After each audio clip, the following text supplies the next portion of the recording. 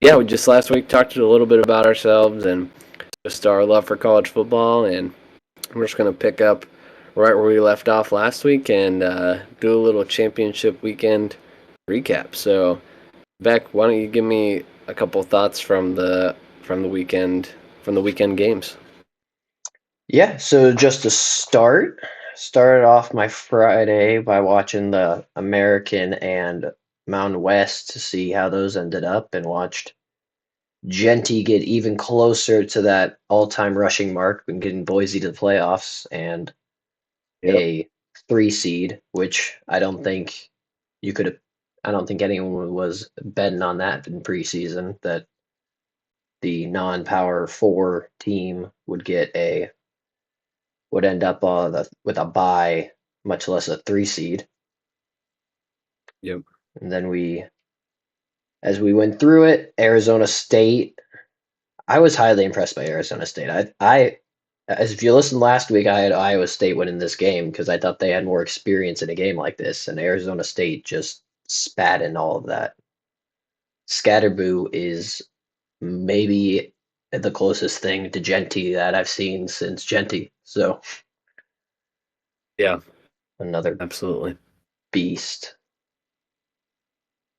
Um, yeah, and just kind of run through it. SEC was my type of football. Two great defenses. Kind of disappointed in Quinn Ewers with Carson Beck going out. Thought it was really there for Quinn Ewers to take control of that game, but he never did. Almost got outplayed in the second half by Georgia's backup. So, what did you see in that game? Yeah, I don't know. I just really haven't been insanely impressed in Texas's quarterback play this year. With yours, I think that he's played solid. Like I don't know. I think he's 28 touchdowns, 6 or 7 picks maybe, like which is great. But yeah, I don't know. I don't. He hasn't seemed as explosive this year as he was last year. Um, yeah, I agree with you. Two great defenses in Georgia and Texas. Very excited to see them in the playoffs and what they can do. But I don't know. I'm kind of curious when the whole state of Texas is going to go up in arms about making Arch Manning the starting quarterback instead of Quinn Ewers. Just because, I don't know, from what we've seen from Arch this year, he brings a little fire to the team. So, I don't know. I'm curious to see what uh what they're going to do for the playoffs.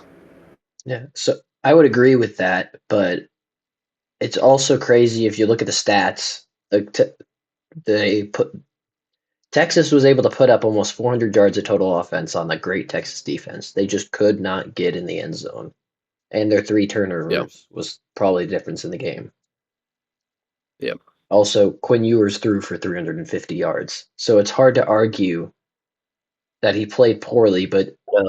I think both you and I watching the game were both disappointed in what he produced, and Yeah. if it didn't feel like he was taking control of the game, like what I would expect from a future first round NFL draft pick. And Yeah. the stats like him, but just didn't seem to have the it factor. Yeah. For sure. No, yeah, I think the stats are definitely there. It's just yeah, I don't know for me, like I seemed like last year, like when they played and beat Bama and like even I know they lost in the playoffs to Washington, but like they just seemed a little more electric last year with him than they do this year. I don't know why that is. I know he's been battling injuries and stuff, so that totally could be a part of it. And like we said, like the stats are there. It's just I don't know. They just seem to lack a little energy on offense. Their running back is great. I can't remember his last name, like Weissman or something like that. And he played a really good game. Um, but yeah, Texas just never took control of that game, which was super interesting to see.